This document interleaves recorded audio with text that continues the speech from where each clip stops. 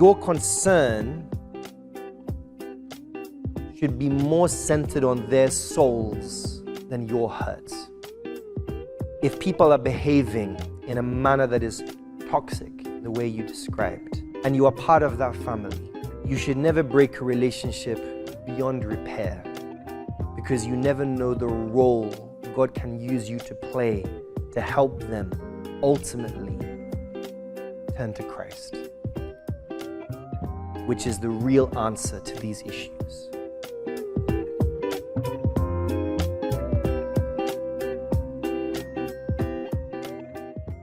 Thank you so much, Brother Chris, for the word of encouragement today. I really learned a lot. So I do have a question. We have these extended families, and you have some family members who are toxic. The example I can give is like my mom came from a different tribe, and my father was from a different tribe. So she was not that welcome in the family. So we grew up like sidelined from the family. Both my parents now, they are no longer with us. So with all these things we grew up facing, I decided, because I know my mother went through a lot, us as children went through a lot, then I decided to disconnect myself from the extended family. Like, I don't hate them, but I don't want to be involved in what they do. I disconnected so that I don't want to keep myself getting hate from what they do. So my question is that, will this be a wrong decision? Remember, when we talk about the standard of God, He not only is interested in actions, He's interested in intentions, motives, okay? That is the deeper side of God's standard. The Bible is not just revealing the standards of do this, don't do this, the moral laws of what is right, what is wrong, the 10 Commandments. Jesus took us to an even deeper level, as to the hearts. Why? Why do you do what you do? What is the motivation? So, when it comes to dealing with, in the language you used, a toxic relationship in the family, what I can advise you, my sister, is this. Your concern should be more centered on their souls than your hurts. If people are behaving in a manner that is toxic, the way you described, and you are part of that family, you should never break a relationship beyond repair, because you never know the role God can use you to play to help them ultimately turn to Christ, which is the real answer to these issues.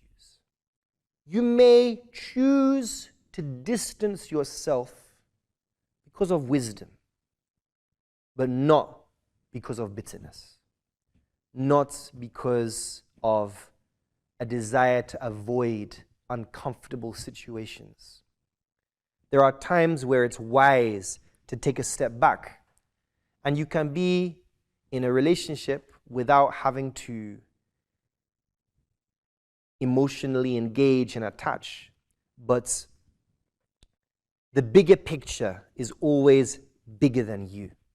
If you see people, irrespective of tribal backgrounds or differences in upbringings, you see people who are behaving in a manner which you can describe as toxic. What do those people truly need?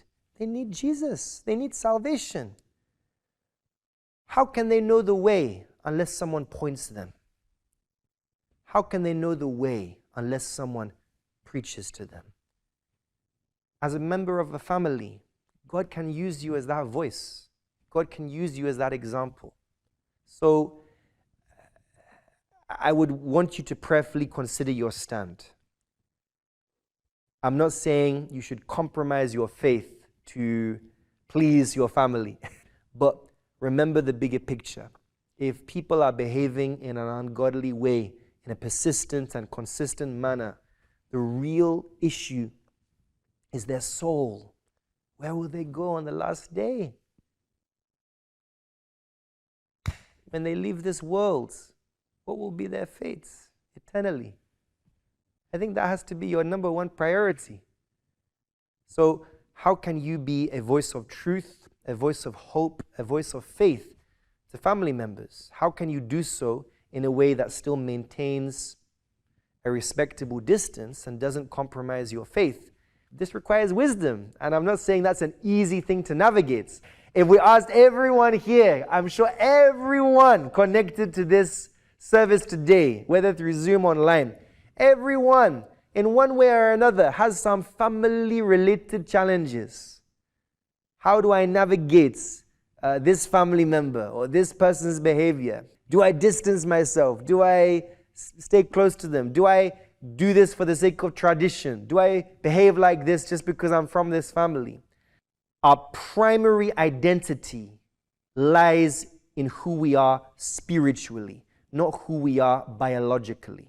So that means our relationship with God is at the top of the list.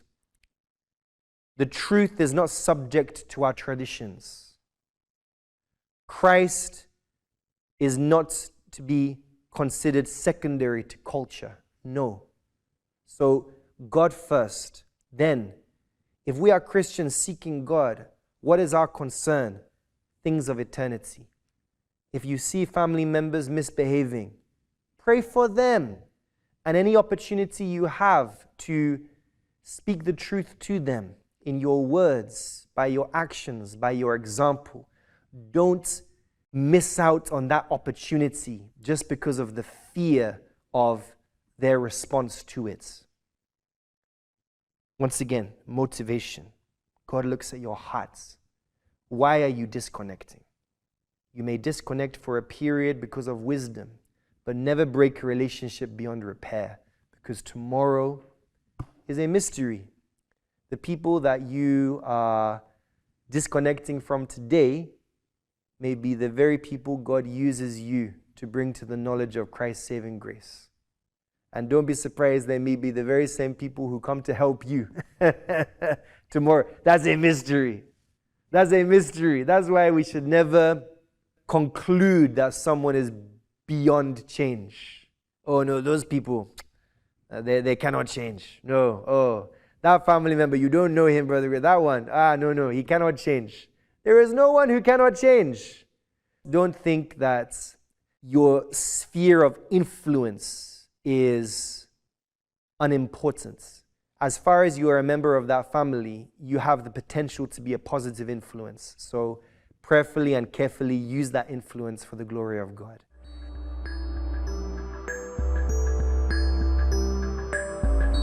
If you are a Christian, you are equipped to not be ruled by such thoughts. You are equipped to overcome. Temptation will come, but you do not succumb, you overcome. That is what it means to be a Christian.